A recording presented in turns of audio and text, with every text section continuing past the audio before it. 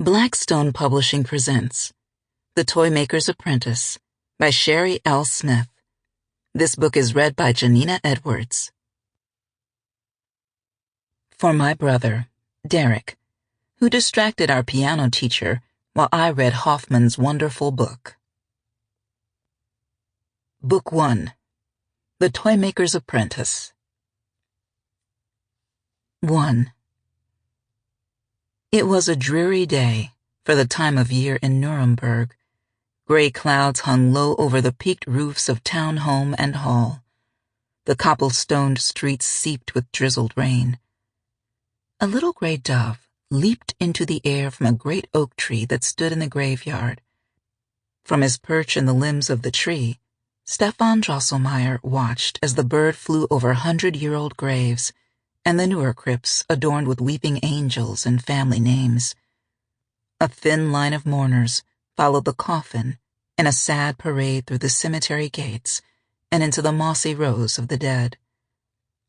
In the distance, 2 gentlemen on horseback, clad in the same black as mourners, regarded the scene from a nearby rise. A hitch developed in the smooth strokes of the dove's wing beats, and it faltered. Stefan frowned as the wings froze and the bird glided back toward his tree, where he snatched it from the sky. One of the men on horseback looked up, revealing an eye patch and a single bright blue eye.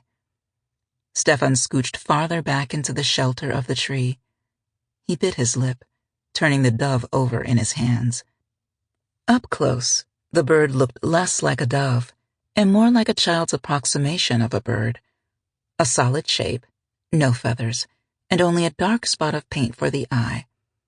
He had just completed his apprenticeship as a toymaker and was proud of his bird. His father, who also happened to be his master toymaker, was the old-school sort, who thought toys should only move when lifted. But Stefan was more interested in the modern trend toward automation. He brushed a shock of damp hair out of his eyes and frowned at the damaged wings. The paint had failed to seal the joints completely, and rain had gotten in, swelling the wood. In the graveyard beneath his tree, the procession had come to a stop before a low black crypt. He could hear the priest droning on, the sound of his father in tears. "Where is he?" a sharp-nosed woman whispered. Stefan's absence had been noticed. "He's just a child," a plump woman murmured. "The church service was more than enough." It had been more than enough, Stefan agreed. The gloomy cathedral... Sample complete. Ready to continue?